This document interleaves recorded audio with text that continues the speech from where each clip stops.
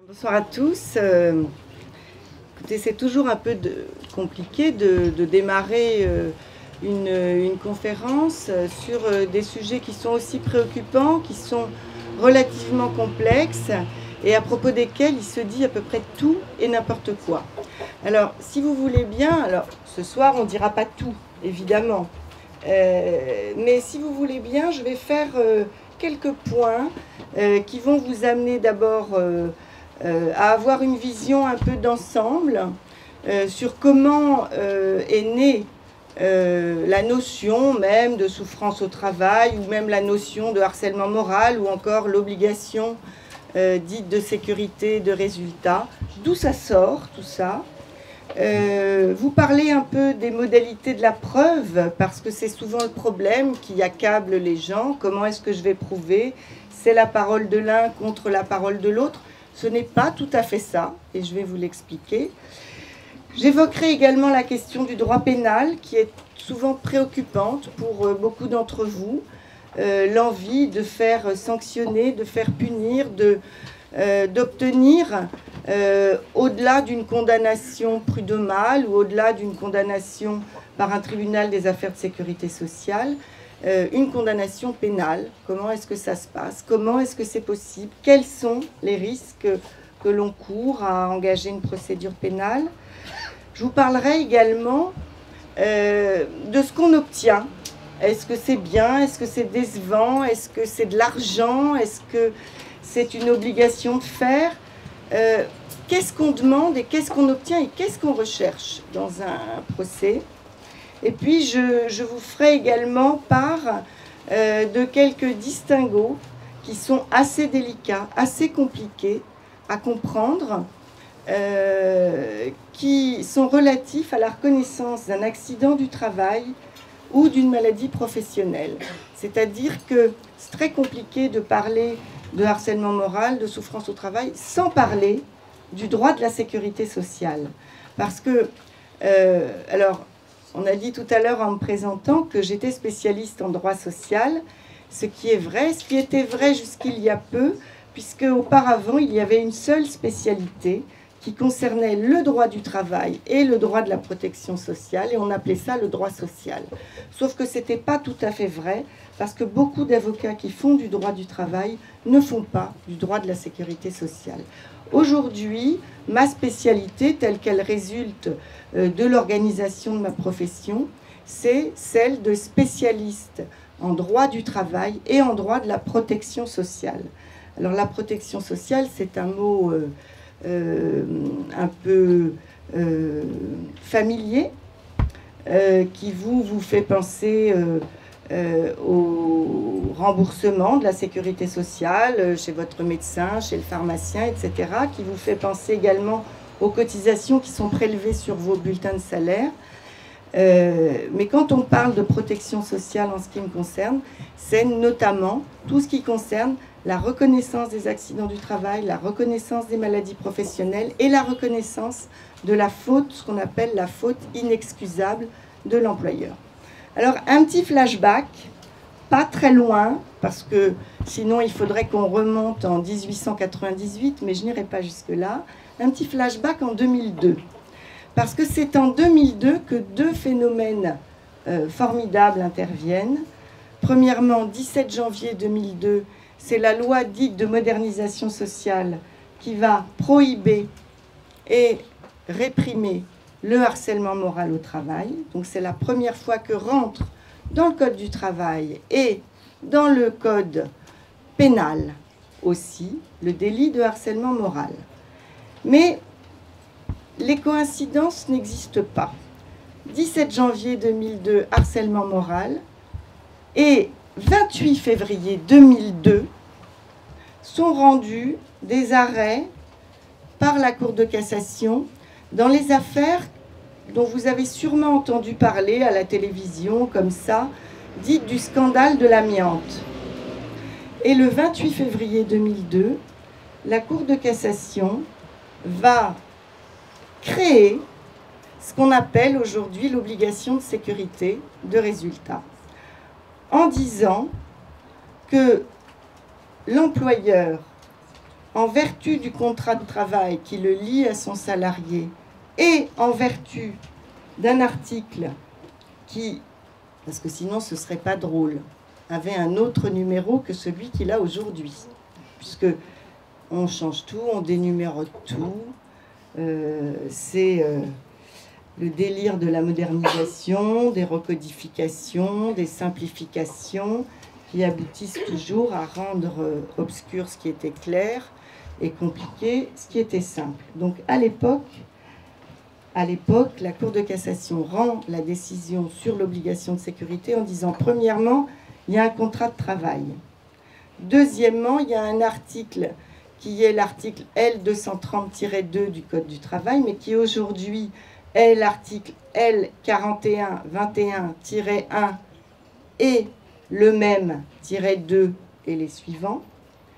L'employeur est tenu à une obligation de sécurité de résultat. Alors, la notion d'obligation de sécurité de résultat, ou la notion d'obligation de résultat, c'est une notion qui n'est pas évidente à comprendre. Mais je vais vous donner un exemple. C'est une notion civiliste, c'est-à-dire qu'elle est issue du droit des contrats dans le Code civil. Et le contrat de transport, par exemple, comporte une obligation de résultat. C'est-à-dire que quand la RATP, la SNCF, Air France vous prend à un endroit, dans un métro, un train, un avion, il y a une obligation de résultat pour vous amener à votre destination. C'est-à-dire que le résultat doit être atteint. Et l'obligation de sécurité de résultat en droit du travail, si on voulait la résumer, on dirait: je suis entré en bonne santé dans cette entreprise, je dois en sortir en bonne santé. Alors, pas avec une santé meilleure, pas plus jeune que quand vous êtes arrivé, peut-être avec des maladies, mais des maladies qui ne seraient pas causées par le risque du travail. D'accord ? Donc, en 2002, c'est une espèce de coup de tonnerre entre, d'une part, le harcèlement moral, d'autre part, l'obligation de sécurité.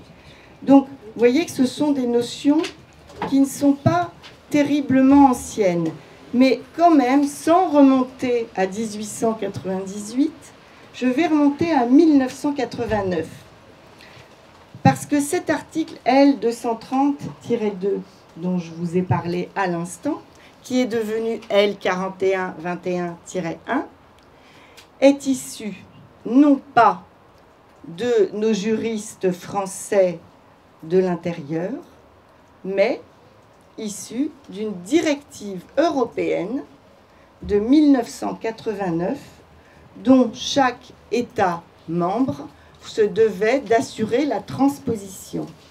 Et l'article L4121 et suivant, c'est en 1991 qu'il arrive dans notre Code du travail pour transposer la directive de 1989. Donc vous voyez là un apport européen dans notre Code du travail. Alors je ne dis pas qu'il n'y avait pas du tout de disposition dans le Code du travail sur la sécurité. Bien sûr qu'il y en avait, mais c'était des dispositions qui étaient éparses, qui concernaient le bâtiment, l'électricité, les choses électroniques, les rayons, les ceci, les cela. Là, on a un principe général de prévention qui fait son entrée dans le Code du travail avec la loi, alors qu'auparavant, c'était beaucoup de décrets.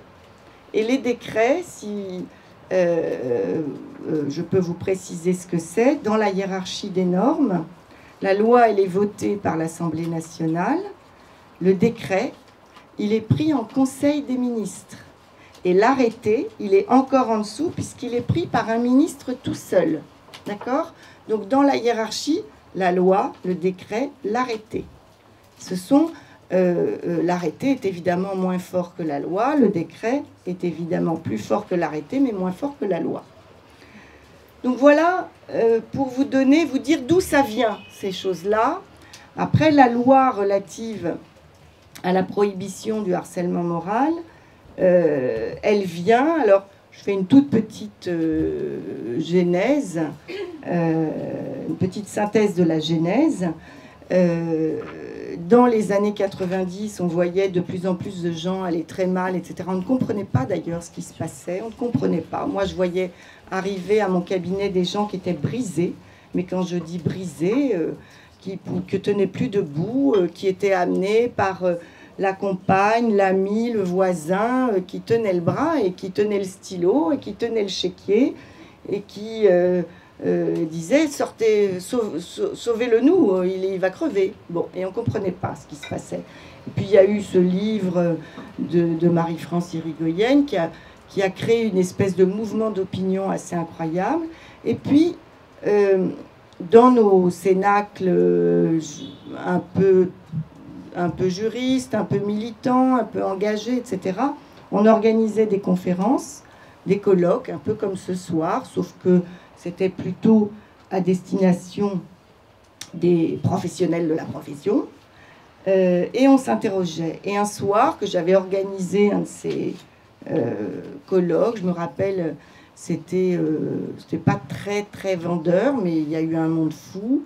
C'était le salarié harcelé, le salarié malade et le salarié contaminé. Alors c'était de 19h30 à 22h, c'est extrêmement joyeux comme thème. Il n'y avait ni cocktail, ni buffet, il n'y avait rien. On s'était dit, si on a 50 personnes, ce sera une réussite. Et j'avais composé un truc un peu, ce qui ne se faisait pas à l'époque, assez pluridisciplinaire, avec un magistrat, un médecin, un psychologue, un avocat, et ça ne se faisait pas trop à l'époque. Maintenant, ça se fait tout le temps. Mais j'avais fait ça en 1998 ou 99, ça ne se faisait pas trop. Et ce colloque a lieu au premier étage de la bibliothèque de l'Ordre des avocats de Paris. Et là, il se passe un truc de dingue, c'est qu'il y a 300, 400 personnes qui viennent et que le pompier de service dit « mais c'est pas possible, on peut pas accueillir tout ce monde, etc. etc. » Et à la fin de ce colloque, qui est une vraie réussite, l'assistante parlementaire de Georges Hage, qui est à l'époque sénateur communiste, vient me voir et me dit si vous êtes d'accord, faisons un groupe de travail, on va travailler sur une proposition de loi contre le harcèlement moral. Et j'ai dit d'accord, j'avais jamais fait ça de ma vie. J'ai dit d'accord, on y va. Et on a travaillé pendant des mois au Sénat, à plusieurs. Et on a rédigé une proposition de loi et on a eu le bonheur que cette proposition de loi soit reprise par le gouvernement Jospin, qu'elle devienne un projet de loi. Et c'est comme ça que le 17 janvier 2002 est promulguée la loi contre le harcèlement moral au travail. Donc j'ai une petite fierté, c'est d'y avoir participé vraiment très directement, d'avoir quasiment tenu le stylo, ce qui m'était jamais arrivé, le stylo du législateur. Et on se disait, vous savez, la différence entre une proposition de loi et un projet de loi. Une proposition de loi, c'est proposé par un élu. En gros, ça va rester dans un tiroir, ça ne sera jamais porté. Mais si ça devient un projet de loi, c'est mis à l'ordre du jour de l'Assemblée et c'est voté. Et la deuxième chose qu'on a faite dans cette loi, c'est qu'on a exporté une notion qui était une notion civiliste, qui était la notion de loyauté dans l'exécution du contrat, qui était l'article 1134 du Code civil. C'est plus le 1134 depuis quelques mois, évidemment, nous l'a changé encore, celui-là, il y a très peu de temps, dans le cadre de la réforme du droit des contrats et des obligations. Donc, le texte disait ceci: les conventions tiennent lieu de loi à ceux qui les ont faites, pointe à la ligne, deuxième alinéa, elles doivent être exécutées de bonne foi. Et nous avons exporté cet article dans le Code du travail en créant un nouvel article dans le contrat de travail dans le Code du travail qui était le contrat de travail doit être exécuté de bonne foi.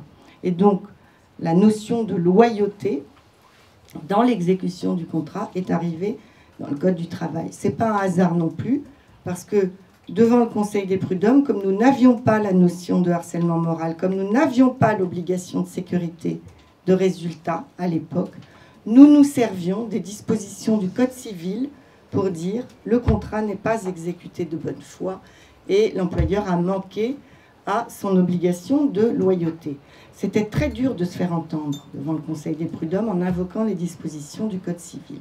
Donc voilà un peu, pardon d'avoir été un peu longue, mais c'est toujours intéressant de savoir comment les choses se créent, comment la norme advient finalement dans le quotidien des gens, comment elle est arrivée et comment on s'en sert maintenant. Donc voilà le point historique qui est fait. Maintenant, parlons de la question de la charge de la preuve, parce que ça c'est très préoccupant. Alors, ça n'est évidemment pas la parole de l'un contre la parole de l'autre, sinon on n'en sort pas. Le législateur, inspiré par la jurisprudence européenne, vous voyez que l'Europe, ce n'est pas que du mauvais quand même pour le droit du travail, il y a aussi du bon. Pas que, mais il y en a. Le législateur français avait l'obligation, entre guillemets, de respecter la jurisprudence de la Cour de justice des communautés européennes, qui ne s'appelle plus comme ça, qui s'appelle de l'Union européenne. Maintenant, elle s'appelait CJCE, elle s'appelle CJUE maintenant. Et la Cour de justice disait ceci. Elle disait, en matière de discrimination, le salarié discriminé ne peut pas prouver, puisque les éléments de preuve sont dans l'entreprise. Par conséquent, il faut que le salarié qui se pense discriminé fasse un certain nombre d'allégations, présente des faits qui, écoutez-moi bien, laissent présumer l'existence d'une discrimination. Et la Cour de justice disait que le harcèlement était l'équivalent d'une discrimination et que par conséquent, le harcèlement devait être traité comme les discriminations. C'est-à-dire que le salarié devait présenter des faits qui laissaient présumer l'existence d'un harcèlement et ensuite il appartenait à l'employeur de prouver que les faits dénoncés par le salarié résultaient d'un comportement ou d'une décision objective de sa part, étrangère à tout harcèlement. Alors c'est un peu chinois ce que je vous dis, je vais vous prendre un exemple. Un salarié qui se plaint de différents faits qu'il considère comme étant un harcèlement dit par exemple on m'isole et d'ailleurs sur les plannings de travail on fait en sorte que je ne puisse jamais déjeuner avec mes collègues. C'est un fait, je vous donne l'exemple. Si l'employeur est incapable d'expliquer pourquoi, en se fondant sur des raisons objectives, pourquoi c'est toujours ce même salarié qui doit déjeuner tout seul, là, on aura la preuve d'un fait de harcèlement. Vous voyez, c'est une preuve en creux, c'est-à-dire que le salarié présente des faits. Alors, je vous passe la bataille. En 2002, c'était le salarié présente des faits. Hop, la droite revient au pouvoir. Vous vous rappelez, le 21 avril 2002, n'est-ce pas? Hop, Chirac revient. Hop, l'Assemblée décide de modifier le texte. L'Assemblée de droite décide de modifier le texte et elle dit le salarié établit les faits. Mais aujourd'hui, nous sommes revenus à une plus grande orthodoxie sur la présentation et plus l'établissement, parce que la France s'est fait allumer par la Cour de justice qui lui a dit non. Là, il n'y a pas d'aménagement de la charge de la preuve si le salarié doit établir. Le salarié doit présenter. D'accord ? Alors, ça a été un bins sans nom. Entre 2002 et 2008, les conseils de prud'homme faisaient absolument n'importe quoi, demandaient aux salariés de tout prouver.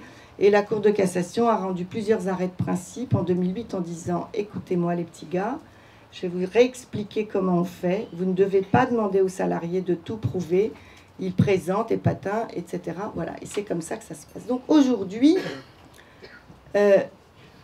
quand on estime qu'on est victime d'un harcèlement moral, il ne faut pas se dire « Mon Dieu, mais je ne pourrais rien prouver ».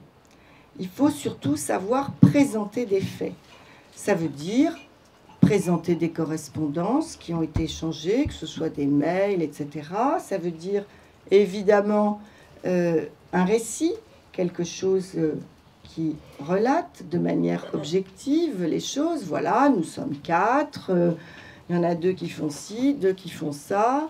Moi, j'ai tels horaires et j'ai voulu demander un aménagement d'horaire pour amener ma fille à l'école. Enfin, vous voyez, ce genre de choses. Donc, des choses très précises qui sont pour l'avocat que je suis très, très chronophage, je dois le dire, puisqu'il faut prendre l'ensemble des faits. Autre élément important, la Cour de cassation a dit au juge, attention, vous ne devez pas prendre chaque fait isolément, puisque évidemment, chaque fait isolément ne constitue pas un harcèlement, et donc le salarié ne doit pas établir chaque fait pris isolément, mais le juge doit considérer l'ensemble des faits pour dire si oui ou non il y a un harcèlement moral.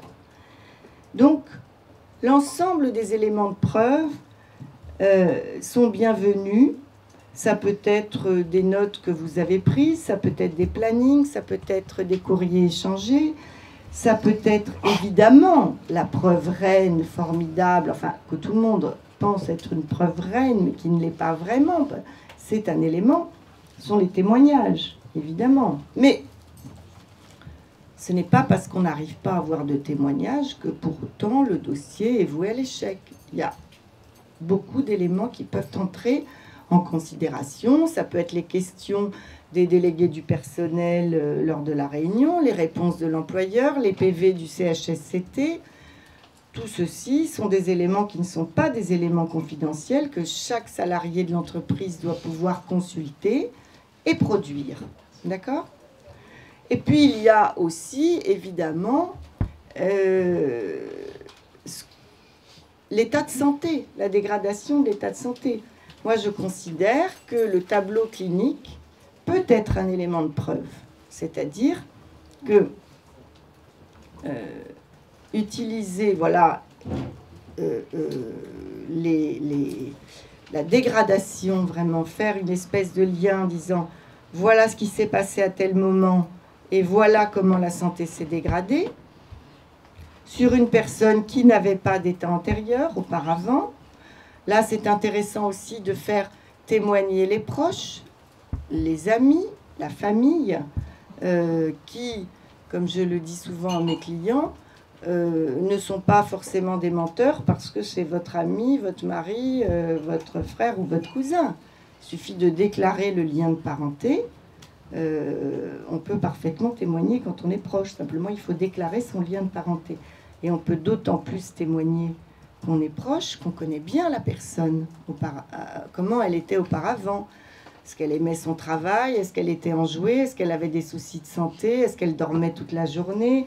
Est-ce qu'elle mangeait plus? Est-ce qu'elle dormait plus? Enfin, donc il faut décrire la personne, comment elle était auparavant, ce qu'elle est devenue, ce qu'elle racontait de son travail.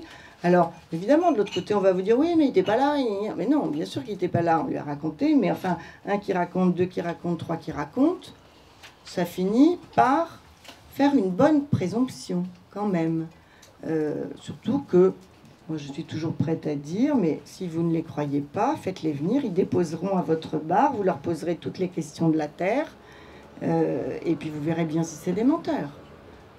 Bon, voilà, ce genre de choses peuvent être articulées dans un dossier, donc y compris le dossier médical. Alors attention, sur le dossier médical, il faut savoir qu'on peut avoir la copie intégrale de son dossier médical du travail, que chaque salarié peut en demander la copie au médecin du travail qui ne peut pas refuser. Attention, l'avocat ne peut pas le demander, il y a secret médical. Seul le patient, la personne peut demander ce dossier médical. Et ensuite le communiquer à son avocat.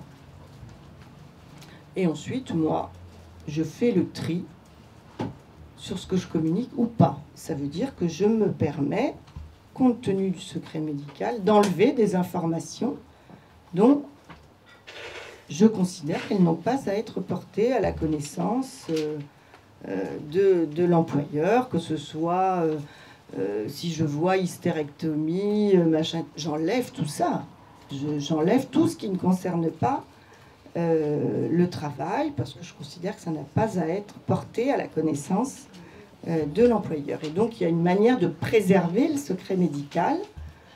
Et à partir de là, je mentionne, sans mentir, extrait du dossier médical de Madame Machin ou de Monsieur Bidule. Bon. Voilà. Donc, vous savez aussi qu'il y a une très grosse offensive des patrons pour déposer des réclamations devant le Conseil de l'Ordre contre les médecins qui délivrent des certificats. Et vous avez des médecins qui sont même terrorisés. D'ailleurs, il vient d'être rendu un rapport sur le sujet parce que il y avait quasiment jamais de plainte des employeurs, et là, il y en a des centaines. Dans toute la France, je crois qu'il y en a eu 650 en une année, ce qui est beaucoup. Enfin, ce qui n'est pas énorme, mais ce qui est beaucoup quand même. Alors, il faut être très prudent. D'abord, déjà, j'invite les médecins à consulter les certificats, les modèles de certificats médicaux qui se trouvent sur le site Souffrance et Travail, puisque notre équipe a rédigé des modèles qui permettent aux médecins de ne pas se retrouver en difficulté. C'est-à-dire de ne jamais dire « Monsieur Machin est victime d'un harcèlement moral ». Non. Il faut décrire les symptômes, dire qu'il le suit depuis telle date, qu'il n'a jamais eu d'épisode dépressif auparavant, qu'il lui dit ceci, il dit cela, et que l'ensemble de ces symptômes est compatible avec ce que le patient qualifie de harcèlement moral sur son lieu de travail. Comme ça, le médecin ne dit pas « j'y étais », c'est un harcèlement moral, et en même temps, il ne trahit pas son serment, il ne fait qu'une description. Donc vous voyez, il y a toutes sortes de manières, mais tout ça nécessite beaucoup de précision, beaucoup de subtilité, beaucoup de nuances et beaucoup de temps. Donc voilà sur la question de la charge de la preuve. Alors sur la souffrance au travail, les questions de surcharge, de burn-out, etc., etc., c'est la même chose. C'est-à-dire que en matière de sécurité, c'est à l'employeur de prouver qu'il a pris toutes les mesures pour que vous ne tombiez pas malade. Donc, c'est la prévention collective, c'est la prévention individuelle, c'est le contrôle de la charge de travail, l'évaluation de la charge de travail, c'est vous donner les moyens de travailler, des moyens pertinents. Ça veut dire que si on vous fait remplir un poste, que si sur votre poste vous faites le boulot de 2 personnes, juridiquement ça pose une difficulté. Alors vous allez me dire, et c'est vrai, que le droit n'est pas en phase avec la réalité quotidienne. C'est vrai, mais quand on fait un procès, eh bien, le droit, c'est ce dont on se sert. Alors là, il va falloir ouvrir une fenêtre encore, parce que je vais fondre, vous allez retrouver une plaque au pied de la table. On ouvre un petit peu, on refermera après. Donc sur les questions de sécurité, même si je n'entre pas dans les détails, la Cour de cassation a un petit peu amodié la question de l'obligation de sécurité de résultat. On dit maintenant que c'est une obligation de moyens renforcés. Enfin, c'est n'importe quoi. Ça ne change pas grand-chose dans les faits, enfin, dans les faits d'un dossier. Donc, en matière de souffrance au travail, c'est-à-dire de surcharge, qu'il s'agisse d'une surcharge en horaire, une surcharge mentale aussi, c'est-à-dire vous faites vos horaires, mais en réalité, on vous en balance tellement sur la trombinette que votre cerveau est en ébullition. Donc, tout ça, c'est comme, si vous voulez, l'employeur, il a le pouvoir sur vous. Il a un pouvoir disciplinaire. C'est quand même le seul domaine du droit où votre co-contractant peut vous sanctionner. Il n'y en a pas d'autres. Hein. Mais en échange de ce pouvoir disciplinaire et de la subordination dans laquelle vous êtes, l'employeur a un pouvoir d'organisation du travail. Et dès lors qu'il organise le travail, il se doit de respecter les rythmes biologiques, le niveau raisonnable de charge de travail. Et vous verrez, si vous lisez l'article L4121-2, il y a notamment un alinéa que moi j'aime beaucoup, qui dit que l'employeur doit adapter le travail à l'homme. Eh oui, c'est un conte de Noël. Mais je vous assure que je m'en sers et que ça marche. Voilà. Donc ça n'est pas qu'un conte de Noël. Alors il me faudrait une petite serviette en papier pour m'éponger. Alors, ah super, merci. Donc, voilà pour la question de la charge de la preuve. Vous voyez, il faut se poser les bonnes questions. C'est pas oh punaise, tout est de ma faute, je m'organise mal. C'est parce que c'est ça qu'on vous dit, hein, grosso modo. On dit oui, mais t'es trop perfectionniste, qu'est-ce que je te dis? T'en fais trop. Et puis t'es pas très bien organisé non plus, parce que tu veux faire trop de trucs, délègue. Tu t'investis trop aussi. Ou tu t'investis trop. Voilà. Bon. Ce genre de choses, c'est un peu le lavage de cerveau. Donc il faut revenir au truc. Bon, alors on va prendre les chiffres. Souvent les chiffres parlent. Hein. Faut objectiver les choses, faut pas culpabiliser. Parce que grosso modo, quand même, tous les gens qui travaillent, 98%, je dirais, sont des gens très investis dans leur travail et pas du tout des tirs au flanc. Et pas du tout des gens mal organisés. Ou alors s'ils sont mal organisés, c'est peut-être que le travail lui-même est mal organisé, mais voilà. Je ne dis pas que la perfection est du côté des salariés et la perversion du côté de l'employeur. Je ne dis pas ça du tout. Je dis que si on s'intéresse aux choses objectivement, il y a toujours le moyen, enfin il y a vraiment en général le moyen de se dire non, c'est pas moi qui suis en cause, non pas pour fuir ses responsabilités, mais aussi parce que l'employeur a une responsabilité et que cette responsabilité, eh bien il faut l'assumer. Alors maintenant, troisième point de mon exposé, la question du pénal.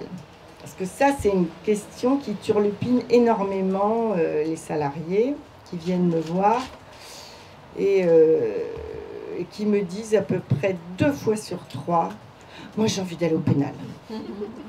Moi je veux qu'il soit condamné. C'est un puis je veux qu'il ait de la prison, des amendes, etc. Alors là, là, je dis, on va se calmer un petit peu pour ne pas avoir des mauvaises aventures. Alors, premièrement, en pénal, tout ce que je vous ai dit sur l'aménagement de la charge de la preuve, vous l'oubliez.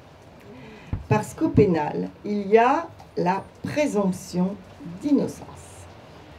Ce qui veut dire que c'est celui qui dépose la plainte, c'est-à-dire la victime, éventuellement avec l'aide du procureur de la République, mais c'est pas sûr, qui doit prouver absolument tout et que le délit est bien constitué. Ce qui veut dire que ce n'est pas facile du tout et que le harcèlement moral est une infraction complexe. Et ce n'est donc pas une infraction formelle. Quand, par exemple, vous franchissez un feu rouge, il y a une infraction. C'est facile, le feu était vert, il était orange, il était rouge. Vous avez franchi rouge, pouf, l'infraction est constitué. Le harcèlement moral, c'est pas ça.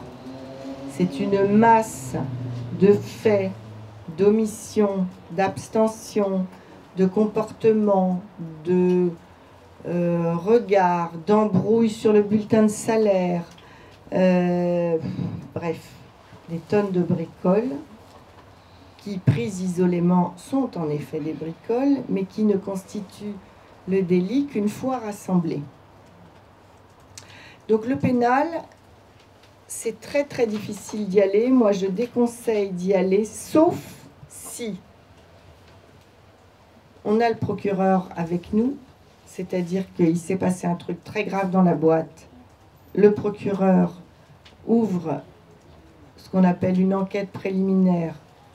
Alors, je vous fais le distinguo entre l'enquête préliminaire et l'information judiciaire. Ce sont des termes que vous entendez constamment dans les médias. Le procureur a ouvert une enquête ou le procureur a ouvert une information. C'est pas du tout pareil. Une enquête préliminaire, c'est le procureur qui agit tout seul. Il dit aux policiers, comme dans Engrenage par exemple, il dit allez-y, enquêtez-moi là-dessus, et la police a beaucoup de marge de manœuvre, puis de temps en temps elle va voir le procureur. Enfin non, dans Engrenage c'est plutôt des informations judiciaires parce qu'il y a un juge d'instruction.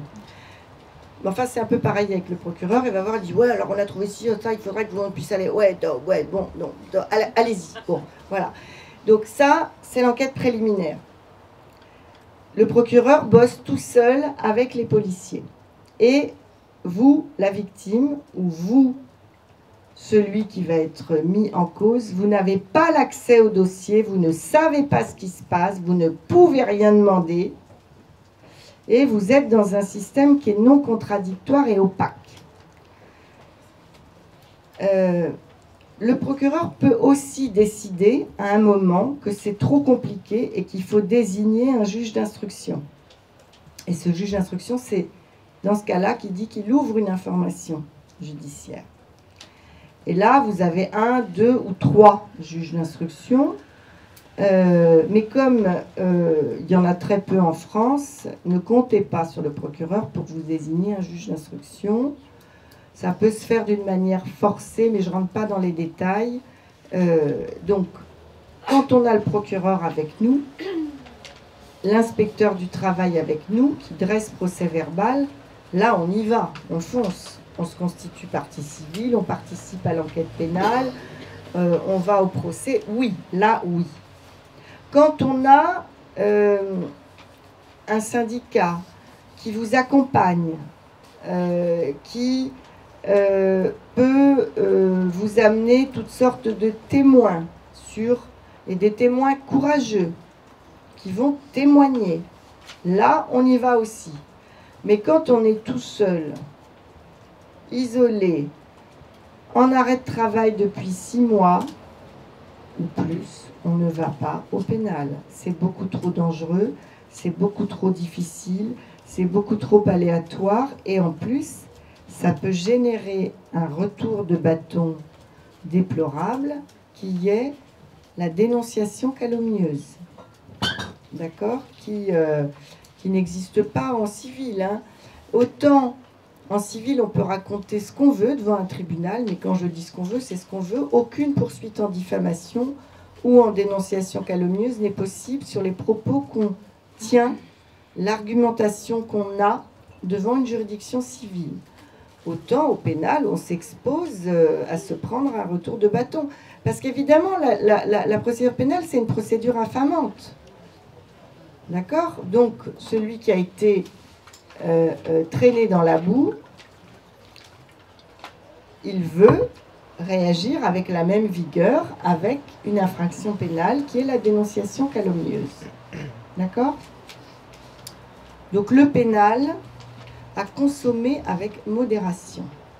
Surtout que il n'y a pas de politique pénale concernant le droit du travail. Sauf pour une seule infraction en droit pénal du travail. 2 infractions. Non, une vraie politique pénale, c'est le travail illégal, c'est-à-dire le travail au noir, et le travail clandestin, avec donc des travailleurs qui n'auraient pas leur papier. Alors ça, c'est poursuivi. C'est des infractions de droit du travail, ça c'est poursuivi. Mais tout ce qui concerne l'entrave au comité d'entreprise, la discrimination, le harcèlement moral, il n'y a pas de politique pénale. C'est-à-dire que le ministère de la Justice ne mobilise pas d'effectifs suffisants pour permettre à des procureurs de faire leur boulot. Alors attention, quand ils le font, que ce soit les procureurs ou la police, ils le font très bien. C'est-à-dire qu'on a des fonctionnaires de qualité qui s'intéressent à ce qu'ils font et qui font vraiment très très bien le boulot. Donc, c'est rassurant, mais ça concerne un tout petit... voilà, on s'occupe beaucoup plus de la délinquance non patronale que de la délinquance patronale. Voilà. Alors, qu'est-ce qu'on demande? Ça fait longtemps que je parle. Bon, qu'est-ce qu'on demande? On demande des dommages et intérêts. Alors là aussi, on demande la résiliation du contrat, on demande des dommages et intérêts, on demande un tas de choses. Mais je veux dire quelque chose sur les dommages et intérêts. Ce qui est censé réparer un harcèlement moral ou une atteinte à la santé devant les juridictions civiles, c'est assez décevant. Alors, je sais que les gens ne le font pas pour l'argent. Mais enfin, l'argent est quand même la représentation de ce qu'on imagine avoir besoin comme reconnaissance au-delà des mots du jugement. Hein. C'est décevant. Alors, je vais vous dire que la plus grosse condamnation que j'ai obtenue, moi, sur du harcèlement moral, et c'était pour des personnes qui avaient une très grande ancienneté, qui avaient été abîmées vraiment, dont j'ai obtenu la rupture du contrat à hauteur de l'employeur, etc. Je ne vous parle pas des indemnités que j'ai obtenues au titre de la rupture et du fait qu'elle était donc abusive, puisque causée par le comportement fautif de l'employeur. Mais sur le harcèlement moral lui-même, la plus grosse condamnation que j'ai obtenue, c'est 12 mois de salaire. D'accord? Donc, ça n'est pas du tout considérable et ça va plutôt, ça tourne autour de 1, 2, 3, 4, 5 mois, 12 mois. Là, j'avais vraiment obtenu quelque chose d'important, mais c'était des personnes qui avaient 30 ans d'ancienneté. Hein. Voilà. Alors, dernier point que je ferai assez rapide pour vous laisser la parole,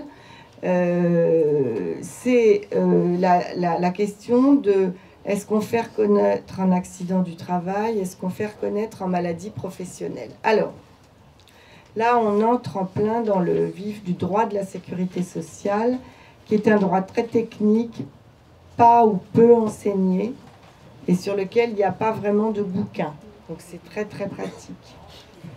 Il y a des bouquins, j'exagère un peu, mais très peu, et c'est, voilà, en fait, on apprend en faisant, en réalité.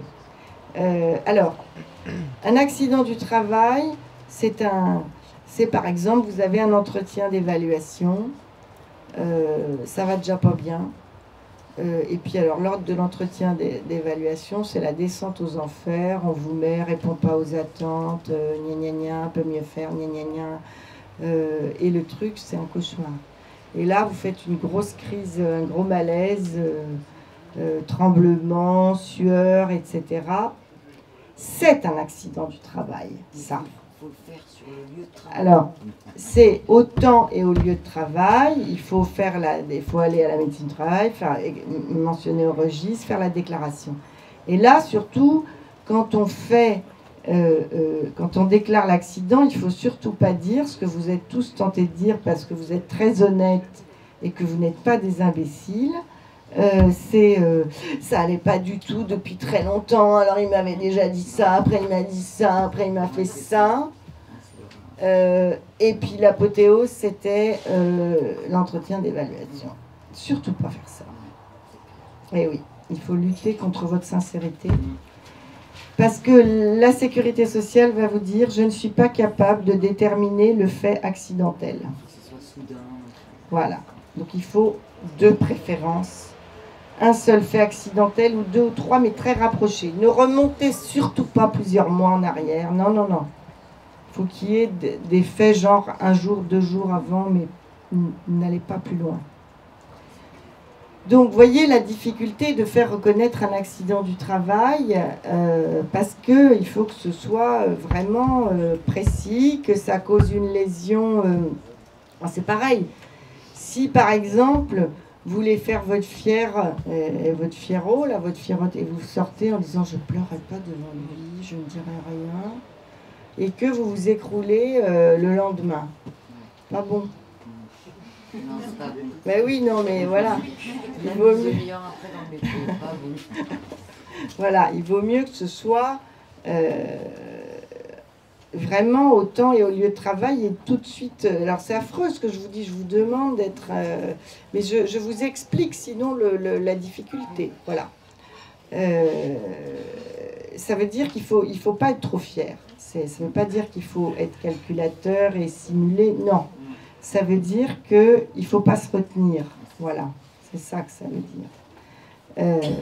Alors ça, c'est l'accident de travail. La maladie professionnelle, c'est ce que je vous disais tout à l'heure. Alors ça va pas du tout. C'est comme la goutte d'eau qui fait déborder le vase, en fait. À un moment, boum, vous ne pouvez plus vous lever. Donc là, évidemment, ce n'est pas un accident du travail, c'est une reconnaissance de maladie professionnelle. Et là, c'est un calvaire. C'est un marathon. C'est un labyrinthe, c'est tout ce qu'on veut. Il faut vous armer de beaucoup de détermination. Et surtout, il faut commencer par vous demander si... Parce qu'il existe des tableaux de maladies professionnelles pour les gens qui sont, par exemple, dans la boulangerie, qui sont allergiques à la farine, par exemple. C'est une maladie professionnelle au tableau. Donc ça, c'est reconnu automatiquement. Mais la dépression, tous les syndromes anxio-dépressifs d'une manière générale ne sont pas des maladies professionnelles. Ils ne sont pas inscrites au tableau. Il y a une possibilité de reconnaissance complémentaire. Et cette possibilité de reconnaissance complémentaire n'est intéressante à mettre en œuvre, parce que c'est une vraie galère quand même, que si vous avez atteint, pendant la maladie, 25% d'IPP. Or, 25% d'IPP, c'est beaucoup. Ça veut dire qu'il faut être vraiment esquinté. Et je ne vous le souhaite pas. C'est-à-dire que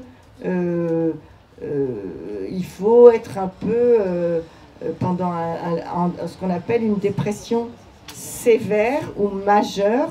Ça veut dire que vous ne sortez plus de votre lit, que vous ne pouvez plus faire vos courses, que vous ne pouvez plus vous occuper de vos enfants, que vous ne savez plus vous occuper de vos papiers, que vous ne conduisez plus votre voiture, que vous êtes un mort-vivant. Hein. Donc ça, on va le souhaiter à personne. Mais avec éventuellement une hospitalisation en psychiatrie, avec éventuellement une tentative de suicide. Donc voilà, 25%, c'est un taux qui est très élevé. Donc ça veut dire qu'on est vraiment tombé au fond du trou et qu'on est un rescapé en réalité. Donc si on est un rescapé, on peut tenter la reconnaissance de maladie professionnelle. Ça, on fait une déclaration, alors là c'est pareil. Il faut qu'elle soit bien remplie parce que sinon, c'est la merde pour 3 ans assurée. Enfin, excusez-moi, on est filmé et je dis quelques gros mots quand même. Donc, il faut que ce soit bien rempli. Et ensuite, il faut l'envoyer à la Sécu. Et la Sécu, elle le transmet à un comité régional de reconnaissance des maladies professionnelles, C2RMP, qui va dire si oui ou non il y a le taux, puisque si la Sécu transmet, c'est qu'il y a le taux. Donc on a passé le premier barrage. Mais après, c'est le C2RMP qui doit dire s'il y a un lien direct et essentiel avec le travail. Ça, c'est la deuxième partie de la baston. Et on continue devant le tribunal si on n'a pas obtenu le lien essentiel et direct avec le travail. Voilà, donc évidemment, il faut pas se lancer tout seul là-dedans. Alors, je ne veux pas dire qu'il faut absolument un avocat, mais il ne faut pas le faire tout seul. Voilà. Voilà, je m'arrête là parce que j'ai déjà trop parlé.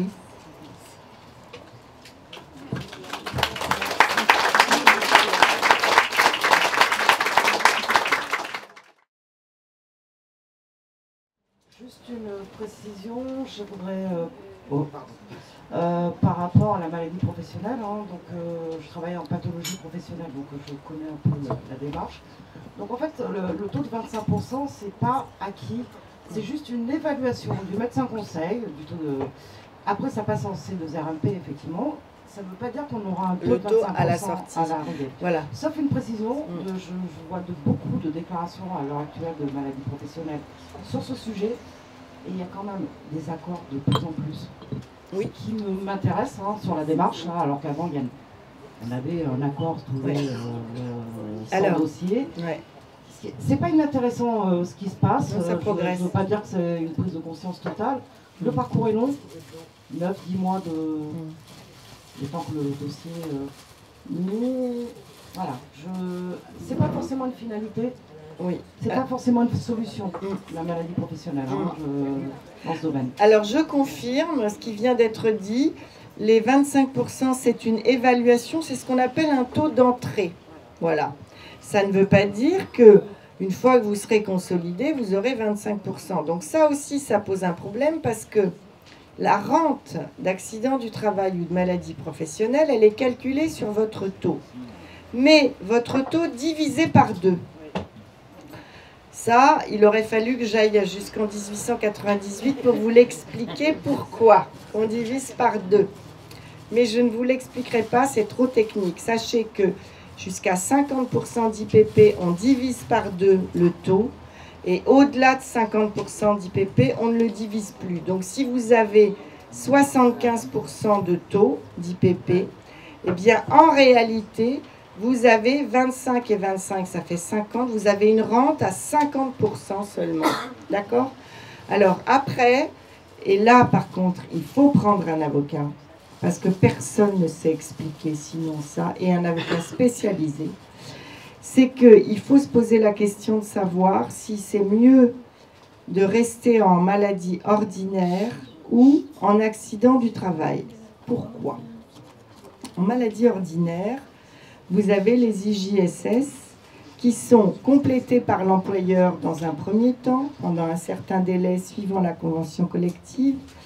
Et une fois ce délai épuisé, expiré, vous avez la prévoyance qui se met en route.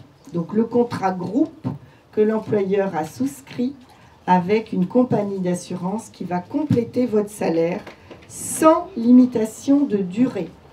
Jusqu'à tant que la Sécu paye, c'est-à-dire tant que le médecin conseil de la Sécu valide votre arrêt, la prévoyance paye. Alors bien sûr, de temps en temps, la prévoyance, elle peut vous envoyer voir son expert en disant « Dis donc, il charrie un peu celui-là, je trouve, à être en arrêt de travail. » Mais moi, jusqu'à présent, je n'ai jamais vu un médecin expert de la prévoyance qui disait que l'arrêt n'était pas justifié, alors que la sécurité sociale elle-même n'avait pas posé de problème. Donc, grosso modo, tout ce que j'ai vu, c'est que tant que la Sécu paye, la prévoyance paye. Et elle paye même une fois le contrat de travail rompu. Et elle paye également quand au bout des 3 ans d'IJSS, on arrive à l'invalidité première ou deuxième catégorie. Et bon, je ne le souhaite à personne, évidemment, d'arriver ni en première ni en deuxième catégorie, mais enfin, c'est pas la fin du monde non plus, ça n'est que quelque chose de temporaire, c'est-à-dire que c'est un droit, ça n'est pas une infamie, c'est-à-dire que si on vous déclare en aval 1 ou 2, ça veut dire que vous avez perdu non pas de vos capacités mentales, non pas, mais de vos capacités de gain. Donc, vos capacités de travail. Mais vous avez parfaitement le droit de travailler. Simplement, ce que vous gagnez d'un côté, la Sécu ne vous le versera pas de l'autre.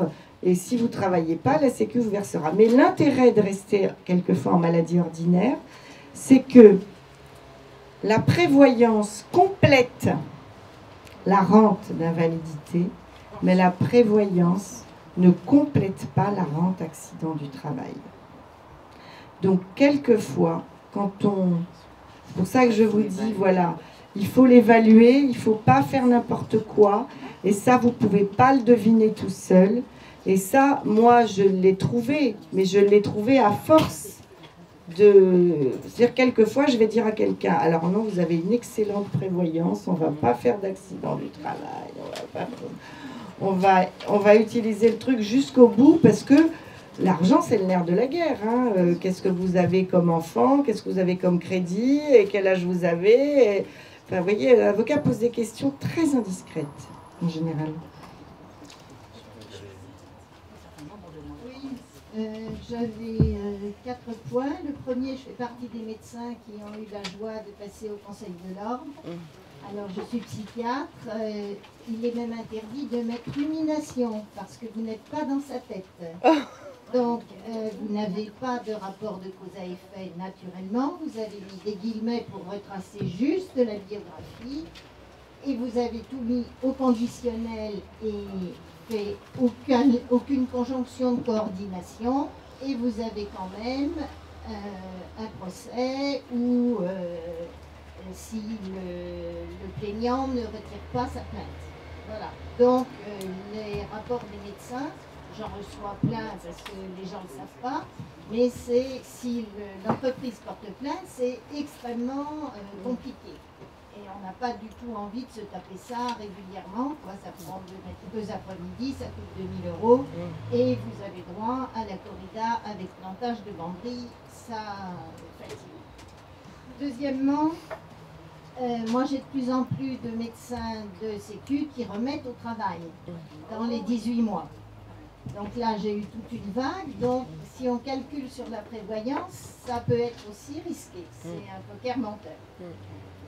Troisièmement, la maladie professionnelle, est-ce qu'il est possible de la déclarer n'importe quand? Oui. Non, pas vraiment.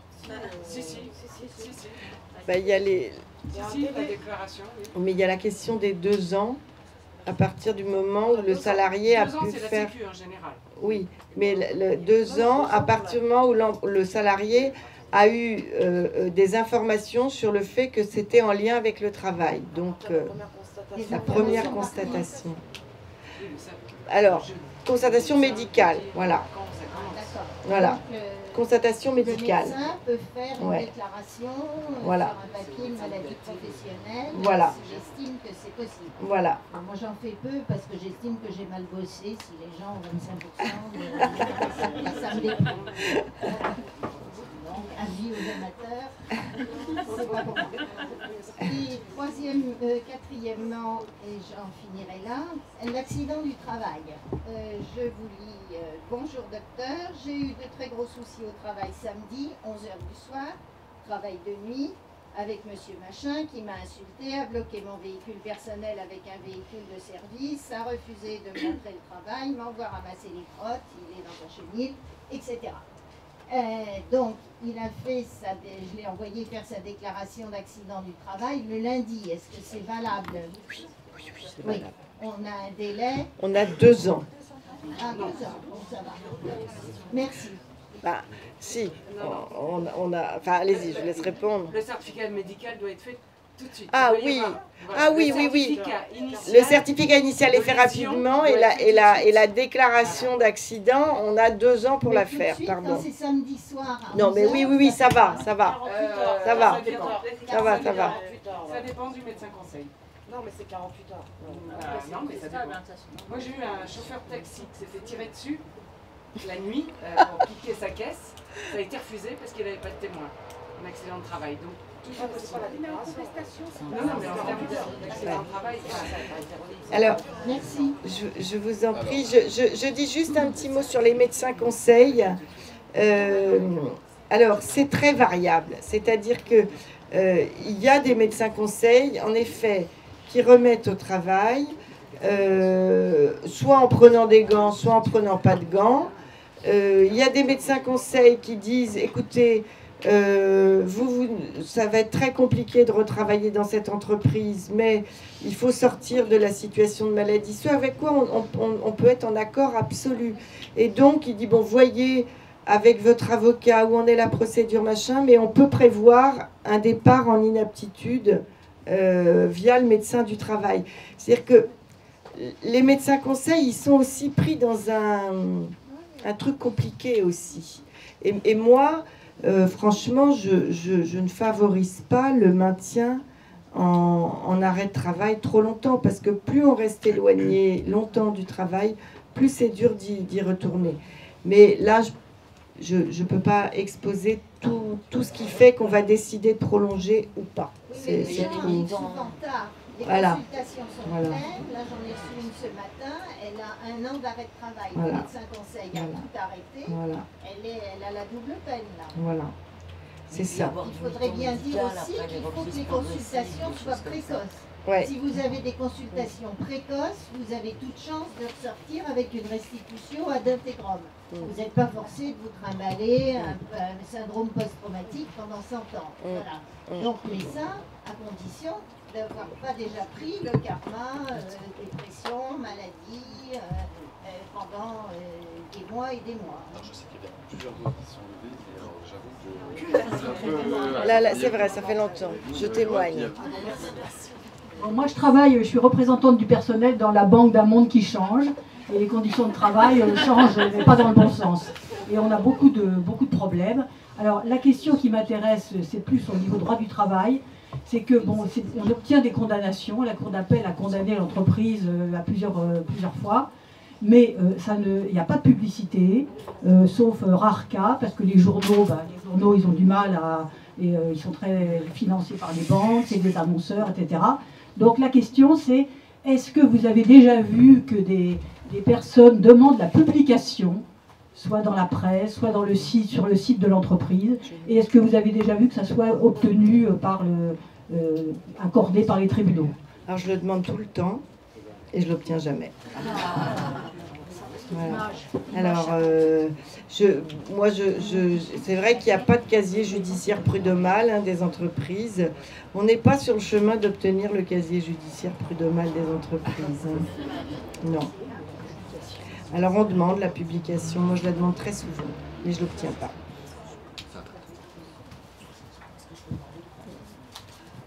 Bonsoir, j'aimerais bien avoir votre avis par rapport au flou artistique qui règne à partir du moment que l'aptitude est actée jusqu'au licenciement. Parce que je suis là-dedans. Aptitude, l'inaptitude. L'inaptitude, oui c'est ça, j'avais compris. Alors, quand il y a un avis d'inaptitude, je ne vous parlerai pas du changement de régime de contestation d'inaptitude organisé par la loi travail, parce que c'est un chaos organisé. Mais donc l'employeur a ensuite 1 mois, si c'est une inaptitude d'origine non professionnelle, c'est-à-dire non liée à un accident du travail, non liée à une maladie professionnelle, l'employeur a 1 mois pour chercher un reclassement ou procéder à votre licenciement. Attention, il a plus qu'1 mois, mais disons que pendant 1 mois, il peut réfléchir, il peut faire semblant de chercher ou chercher, mais il ne vous doit pas le salaire. Donc, moi, ce que je fais habituellement, ce que je dis à mes clients de faire, c'est, parce que ça se termine dans 95% des cas par un licenciement, il y en a qui disent, remettez-vous en arrêt de travail. Moi, je trouve que c'est pas terrible de se remettre en arrêt de travail. C'est juridiquement possible, mais enfin bon, voilà. Je suis pas très pour, moi, ça.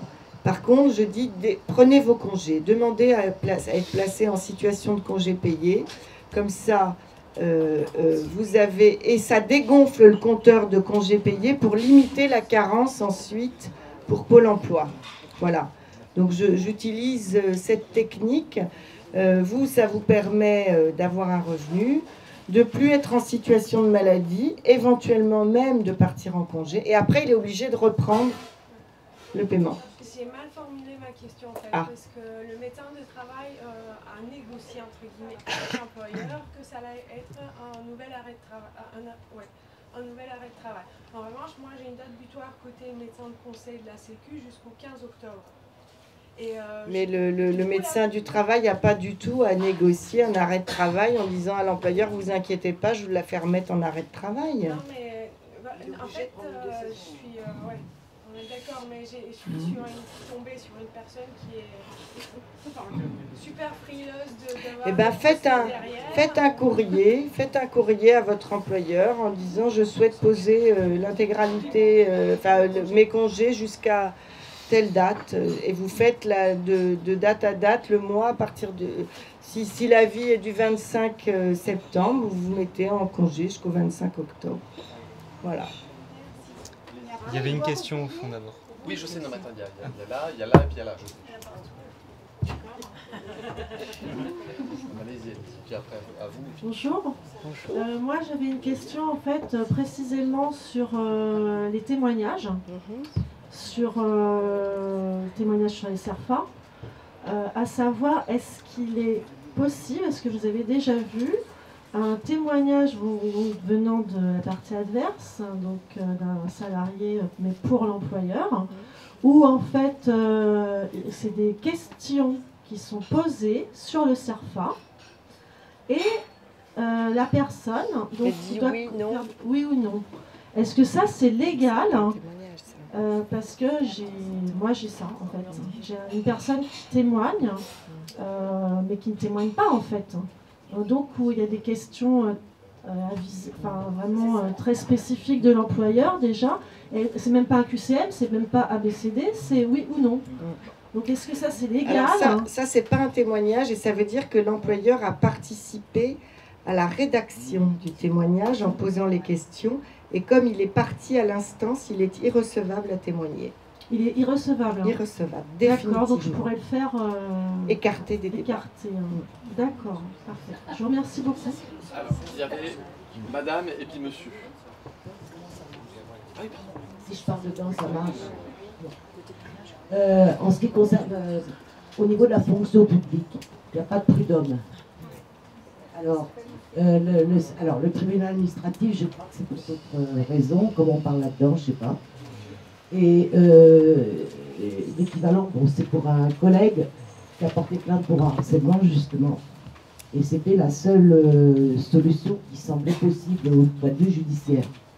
Puisque je ne sais pas si le tribunal administratif juste ce genre de choses, à mon avis, non. Ah si, je vous dirai, je vous réponds. C'est possible aussi, je croyais que c'était par rapport à la légalité de... Non. Alors c'est une erreur. Oui, alors le tribunal administratif juge de ces dossiers, mais c'est encore pire que devant le conseil des prud'hommes, c'est-à-dire que vous obtenez encore moins de dommages et intérêts.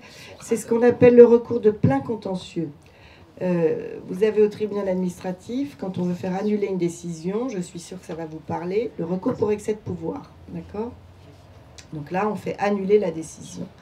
Quand on veut demander un dédommagement, une reconnaissance de quelque chose, on fait ce qu'on appelle un recours dit de plein contentieux. Et il faut préalablement adresser à l'administration un courrier dans lequel on lui dit blablabla, il s'est passé ci, il s'est passé ça, je considère avoir été victime de harcèlement et je vous demande la réparation de mon préjudice à hauteur de temps. Évidemment, l'administration ne répond pas. Souvent, elle ne répond pas.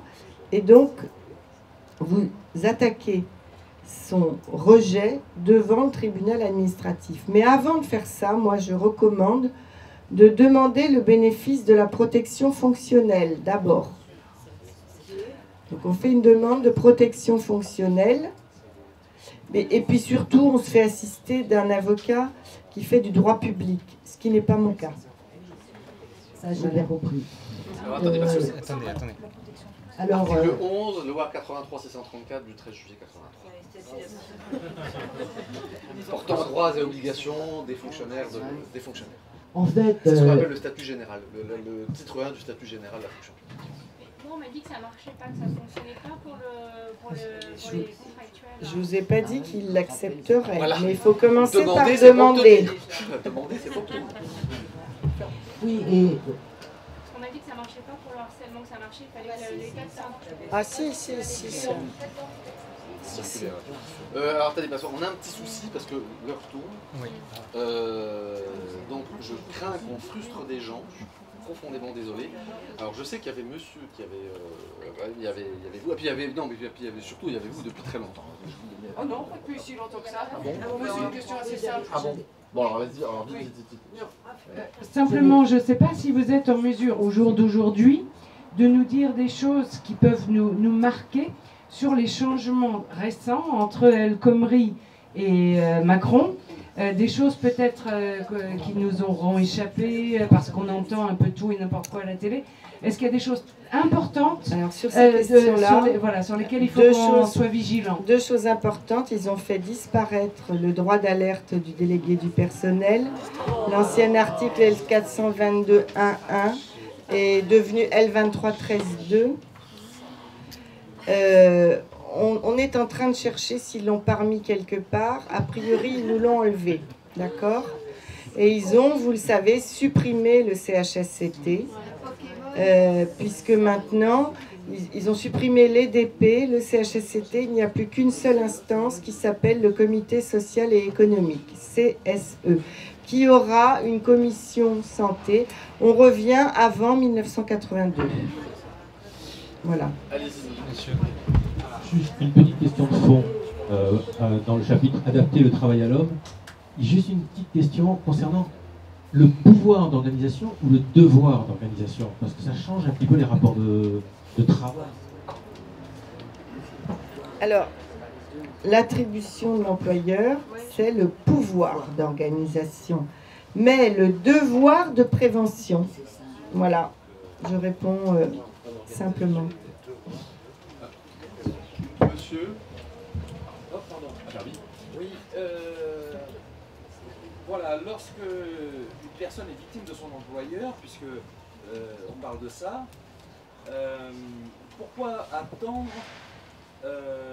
l'inaptitude? Pourquoi ne pas demander, d'aller au Conseil des prud'hommes et de réclamer, alors je ne dis pas le mot qui convient, hein, vous verrez, je ne suis pas juriste, mais pourquoi ne pas demander la résolution judiciaire du contrat de travail au tort de l'employeur? On le fait tout le temps, donc on n'attend pas... Ah oui, bien sûr, on le fait tout le temps. J'avais une deuxième chose à dire, je voudrais faire remarquer, puisque je siège dans un comité risques psychosociaux à Toulon, à la Directe, là il y a un comité qui existe, et on a appris qu'il y a une association de médecins généralistes et en même temps des conseils aussi de la Directe. C'est sur un document qui est adressé aux médecins généralistes qui dit « Attention, ne faites pas le lien entre l'état de santé de la personne et le travail. » De mieux en mieux. C'est-à-dire qu'on va au-delà de ce qu'on a pu entendre jusqu'à maintenant, et je ne parle pas des médecins du travail. Et ils disent, vous n'avez pas les compétences pour ça, renvoyez sur le médecin du travail. Voilà. Après, c'est pas moi qui décide, je crois que c'est fini. Alors, on va prendre encore deux questions. Deux questions, deux questions, madame et monsieur, et voilà. Oui, moi je suis au courant de ça. Effectivement, est-ce que les médecins ont peur de se faire attaquer par les boîtes? On m'entend? Oui. Et sinon, la question, moi je sais que dans mon entreprise, quand on est en arrêt maladie longtemps, si on reprend le travail, l'année d'après, on n'a pas de congé payé. Alors, est-ce que c'est normal? Alors c'est une question compliquée. D'abord, on ne peut pas vous faire sauter. Quelquefois, les gens me disent « Ah, j'avais mon compteur, j'avais 20 jours. Sur mon bulletin de salaire suivant, ils m'ont sucré mes 20 jours. » Et les entreprises disaient « Ben oui, la période de référence est terminée, machin. » La Cour de justice de l'Union européenne est venue y mettre bon ordre. On ne peut pas vous sucrer vos congés avant. Et alors, après, sur la question, est-ce que... Alors déjà, sur le complément de salaire, vous avez des congés payés qui sont afférents au complément de salaire. Donc, a priori, le congé maladie étant le congé maladie, le congé payé étant le congé payé, On ne peut pas vous brimer par rapport au congé. Mais là, je vais faire une réponse un peu sur le principe, mais pas dans le détail, parce que c'est toujours un peu compliqué, les histoires de congés. Mais on ne peut pas vous dégonfler votre enveloppe de l'année N-1. D'accord? Absolument. Sauf en accident de travail. Où là, le droit à congé... Ah, le droit à congé pendant l'accident du travail, de toute façon, là, il se perpétue. L'accident du travail produit du droit à congé. Parce que l'accident du travail, c'est comme du travail effectif. Voilà. Monsieur. Je suis représentant du personnel dans une multinationale et parfois les salariés viennent me voir avec des enregistrements de conversation. Qu'est-ce que vous en faites si ça arrive chez vous en tant qu'avocat? Alors, qu'est-ce que j'en fais? Je les écoute déjà et je dis ce que ça vaut. Et en fonction si c'est intéressant ou pas, alors j'ai plusieurs techniques, c'est-à-dire que soit l'enregistrement il est valable au pénal. Donc de toute façon, s'il y a une instance pénale, boum, on balance l'enregistrement, c'est bon. Au civil, c'est très compliqué de produire un enregistrement. Donc, je trouve le moyen, je dis à la personne qui a fait l'enregistrement, je dis vous allez tout taper, déjà, tout faire taper, et ensuite on verra ce qu'on en fait, soit on en extrait quelque chose dont on peut dire c'est fait d'après le souvenir, et ça peut être, comme je le disais tout à l'heure, on présente des faits, etc.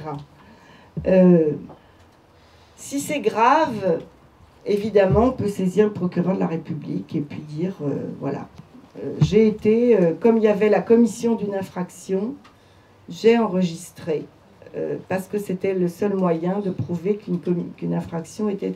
C'est toujours très très compliqué, la question des enregistrements. Toujours. Bien, donc voilà, déjà nous voulions nous excuser déjà pour avoir frustré certaines personnes. Effectivement, ça reste une conférence extrêmement intéressante qui fait réagir énormément, avec une qualité d'échange qui est vraiment précieuse. Je voulais vous rappeler que le Burn-out pour les nuls, le livre de Marie Peset est en vente. Et je voulais vous remercier surtout, Rachel Saada, pour cet échange, pour cette conférence, parce que c'était passionnant. Et voilà, merci beaucoup. Alors...